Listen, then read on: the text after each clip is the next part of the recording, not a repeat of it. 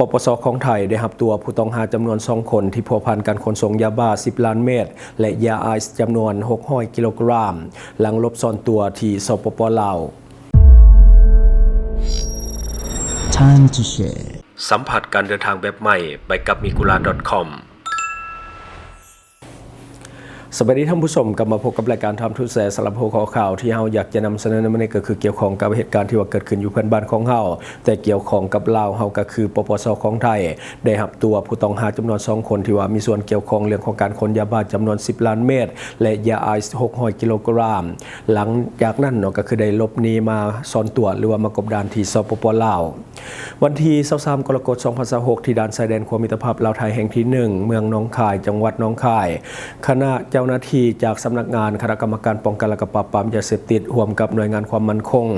ได้มอบตัวผู้ต้องหาคดียาเสพติดรายสำคัญ2 คนจากทางการของสปป.ลาวผู้ต้องหาคนทำอิฐเป็นชายอายุ34 ปีเป็นประชาชนจากจังหวัดสมุทรปราการถูกออกหมายจับในข้อหาสมคบกันกระทำผิดเกี่ยวกับเรื่องของยาเสพติดและร่วมกันจำหน่ายยาเสพติดประเภทหนึ่งพร้อมทั้งร่วมกันจำหน่ายเคตามีนผู้ต้องหาคนนี้ยังเป็นบุคคลตามโครงการประกาศสืบจับของปปส.ประจำปี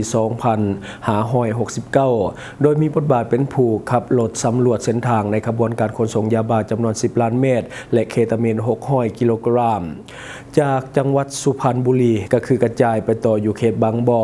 จังหวัดสมุทรปราการผู้ต้องหาคนที่2เป็นชายอายุ31 ปีเป็นประชาชนจากจังหวัดเลยถูกหมายจับในข้อหาสมคบกันกระทำผิดเกี่ยวกับเรื่องของยาเสพติดและจำหน่ายยาเสพติดประเภทหนึ่งทางการระบุว่าผู้ต้องหาเป็นผู้สั่งการเครือข่ายยาเสพติดติดตามชายแดนของลาวและไทยในการลักลอบขนส่งยาบ้าและยาไอซ์เข้าสู่พื้นที่ของประเทศไทยนอกจากนั้นผู้ต้องหาคนที่2ยังมีความพัวพันกับคดียึดยาบ้าจำนวน1,600,000 เม็ดที่นครหลวงเวียงจันทร์ก่อนจะถูกลักลอบนำเข้าประเทศไทยและคดียึดยาไอซ์จำนวน600 กิโลกรัมพร้อมกับหนังเสือโคร่งจำนวน1 กระสอบที่เมืองหนองคายในปี2025ที่ผ่านมาภายหลังการก่อเหตุผู้ต้องหาทั้ง2ได้หลบหนีออกจากประเทศไทยสำนักงานปปส.จึงได้ประสานงานกับทางการของสปป.ลาวเพื่อติดตามและเฝ้าระวังต่อมาพบว่าผู้ต้องหาคนทำอิฐได้เดินทางจากนครกัวลาลัมเปอร์ของประเทศมาเลเซียไปยังนครหลวงเวียงจันทร์ในขณะที่ผู้ต้องหาคนที่2ก็หลบซ่อนอยู่ในสปป.ลาวเช่นกันหลังจากนั้นเจ้าหน้าที่ของลาวได้ควบคุมตัวผู้ต้องหาทั้ง2และส่งมอบให้ทางการไทยเพื่อนำไปดำเนินคดีตามกฎหมายของไทยต่อไปอันนี้คือในของข่าวเนาะอันนี้ก็เป็นหลักผลของการร่วมมือระหว่าง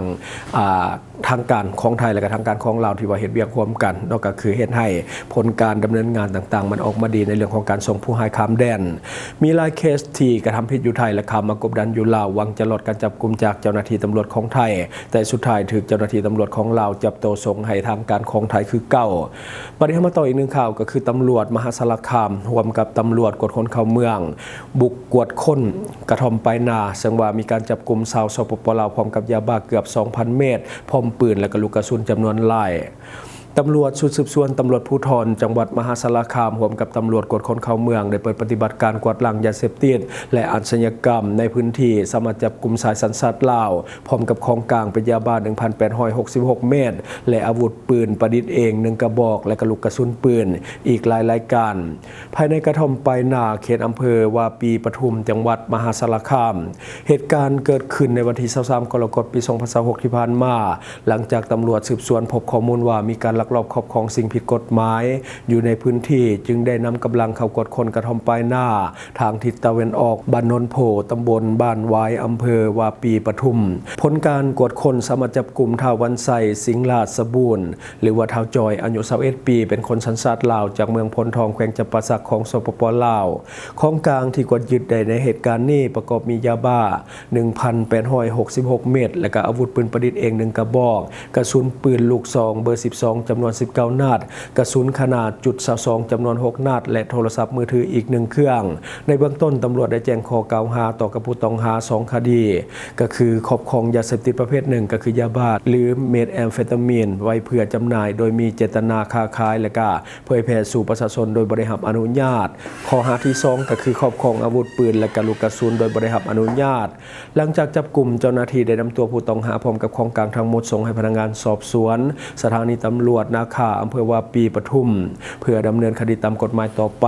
อันนี้ก็คือในของข่าวเราสังว่าไปสร้างภาพลักษณ์ที่บ่ดีให้กับประเทศอีกแล้วสำหรับคนลาวเฮานอกจากนั้นก็ตามขอให้ลงโทษให้สะสมกับสิ่งที่ก่อขึ้นอยู่ในประเทศของเพิ่นเนาะบัดนี้เฮามาต่ออีกข่าวหนึ่งก็คือทางการของสปปลาวนำส่งสแกมเมอร์ชาวไทยจำนวน47คนให้กับทางการของไทยเพื่อไปรับโทษตามกฎหมายของไทย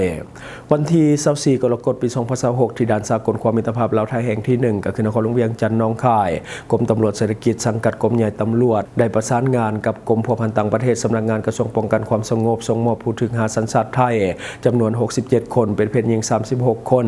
ที่ถูกกล่าวหาว่าร่วมกันเปิดเว็บพนันออนไลน์ผิดกฎหมายสปปลาวให้เจ้าหน้าที่ของไทยเพื่อนำตัวไปดำเนินคดีตามกฎหมายของราชอาณาจักรไทยผู้ถูกหาทั้งหมดแม่น67คนถูกเจ้าหน้าที่ลาวควบคุมตัวในวันที่21กรกฎาคมปี2026จากบ้านพลพะเนาเมืองไสเสถาและก็โรงแรมงนทราบบ้านดอนนูนเมืองไสธานีนครหลวงเวียงจันทน์หลังถูกกล่าวหาว่าลักลอบดำเนินการเปิดเว็บพนันออนไลน์ผิดกฎหมายอยู่ในสปปลาวพิธีส่งและมอบผู้ถูกหาฝ่ายลาวนำโดยฐานพันโทคำไพฑูรย์ ลอวันเวียนรองหัวหน้ากรมตำรวจเศรษฐกิจขณะที่ฝ่ายไทยนำโดยฐานพันโทติยาสภัทรลังสีบูมานกูลรองผู้บังคับการกวดคนเข้าออกเมืองซี่ของประเทศไทยโดยมีคณะผู้แทนของทั้งสองฝ่ายเข้าร่วมเป็นสักขีพยานอันนี้ก็คือในของข่าวเราส่งสแกมเมอร์ไทยเราก็ถือว่าทางการลาวในถือว่าจะทรงไหวเพราะว่าหากจับได้ในวันที่21เดือน7ปี2026ใช้เวลา 2-3 วันสามารถส่งไปไทยเนาะก็คือกวดเช็คทุกอย่างละเอียดเนาะส่วนนี้ก็คือจับและส่งจับเท่าใดก็บ่หมดเนาะบัดนี้มาอีกข่าวหนึ่งก็คือสแกมเมอร์คือกันก็คือเจ้าหน้าที่ปกสบุกเข้ากดคนเฮือนเศร้าและก็รวบสแกมเมอร์ชาวเกาหลีใต้จำนวน17คนในวันที่23กรกฎาคมปี2026เจ้าหน้าที่ตำรวจแผนกสืบสวนสอบสวนของตำรวจกองบัญชาการป้องกันความสงบนครหลวงเวียงจันทน์ได้เข้ากดคนและทับม่างเครือข่ายแก๊งสแกมเมอร์ที่เซาเฮือนอยู่บ้านวัดศพเมืองศรีสัตนานครหลวงเวียงจันทน์จากการปฏิบัติการเจ้าหน้าที่สามารถควบคุมตัวผู้ต้องสงสัยสัญชาติเกาหลีใต้ได้17คนในนั้นเป็นเพศหญิง1คนพร้อมกับยึดของกลางประกอบด้วยคอมพิวเตอร์ตั้งโต๊ะ22หน่วยโทรศัพท์มือถือเป็น17หน่วย iPad 19หน่วยและกระโต๊ะตั้งจำนวน17ชุดจากการสอบสวนเบื้องต้นผู้ถูกควบคุมตัวให้การว่าพวกตนได้รับคำสั่งจากหัวหน้าทีมที่ว่าอยู่ต่างประเทศให้ใช้แอป Telegram ก็คือติดต่อหาเป้าหมายที่ว่าเป็นคนสัญชาติเกาหลีใต้เพื่อสักส่วนและก็หลอกลวงให้สั่งซื้อสินค้าออนไลน์จองโรงแรมที่พักและก็จองอาหารรวมทั้งบริการอื่นๆหลังจากเหยื่อได้โอนเงินแล้วก็จะตัดการติดต่อทันทีปัจจุบันเจ้าหน้าที่ได้นำตัวผู้ถือควบคุมพร้อมกับของกลางทั้งหมดไปดำเนินตามขั้นตอนและก็มีการสืบสวนสอบสวนเพื่อที่จะขยายผลหาผู้ร่วมกระบวนการและก็ดำเนินคดีตามกฎหมายพร้อมกันนี้เจ้าหน้าที่ขอแจ้งเตือนบุคคลและก็นิติบุคคลที่ประกอบธุรกิจเฮือนให้เช่าโดยเฉพาะการให้คนต่างประเทศเช่าให้แจ้งต่ออำนาจการปกครองบ้านและก็เหตุสัญญาเช่าให้ถูกต้องจะแจ้งและก็แจ้งข้อมูลต่อกับเจ้าหน้าที่ตำรวจเพื่อสะดวกในการกวดก้าและป้องกันการนำไส้เฮือนเช่าไปเป็นบ่อนแอบแฝงในการก่อเหตุผิดกฎหมายโดยเฉพาะการโฉกโกงทางออนไลน์อันนี้ก็คือในของข่าวเนาะสแกมเมอร์นี่อยากว่ามาหลากหลายประเทศเนาะช่วงนี้กะทนฟังข่าวอันนี้ไปนำกันก่อนเนาะเรื่องสแกมเมอร์นี่มาหลายเนาะเพราะว่ามันบ่ค่อยมีข่าวอื่นเนาะครับก็เลยว่าเอาข่าวนี้มาอ่านสู่ฐานผู้ฟังได้หับชมนำกันเนาะบัดนี้ขอฝากหน่อยหนึ่งสำหรับท่านใดที่ว่ามีแผนจะเดินทางเข้ามาท่องเที่ยวสปปลาวในช่วงนี้ถือว่ากำลังดีเพราะว่าแหล่งท่องเที่ยวกำลังกลับมาคึกคักแต่ว่าอย่าลืมเนาะศึกษาข้อมูลก่อนที่จะเข้ามาเพื่อป้องกันเรื่องของมิจฉาชีพที่จะเอาเปรียบท่านหากท่านบ่วางแผนการท่องเที่ยวให้ดีซะก่อนท่านสามารถเข้าไปหาข้อมูลทุกอย่างได้ที่เว็บไซต์ migula.com ซึ่งว่าเป็นเว็บไซต์สนองข้อมูลการท่องเที่ยวของลาวแบบฟรีๆข้อมูลที่ท่านจะได้ก็จะมีข้อมูลสถานที่ท่องเที่ยวใหม่ๆในลาวข้อมูลอาหารต่างๆข้อมูลสถานที่บ้านพักโรงแรมและก็ข้อมูลการเช่ารถหรือว่ารถพาเที่ยวข้อมูลเรื่องของพนักงานนำเที่ยวหรือว่าบริษัทท่องเที่ยวการลงทะเบียนจะมีอยู่3รูปแบบการลงทะเบียนด้วยเบอร์โทรศัพท์การลงทะเบียนด้วยอีเมลการลงทะเบียนด้วย Facebook สมัครง่ายขั้นตอนบ่ยุ่งยากมีความปลอดภัยสูงแถมบริการฟรี 100% ที่ migula.com ท่านที่อยากสมัครบ่เป็นกดลิงก์เข้าเบิ่งคลิปอยู่ในคอมเมนต์ของเราได้เลย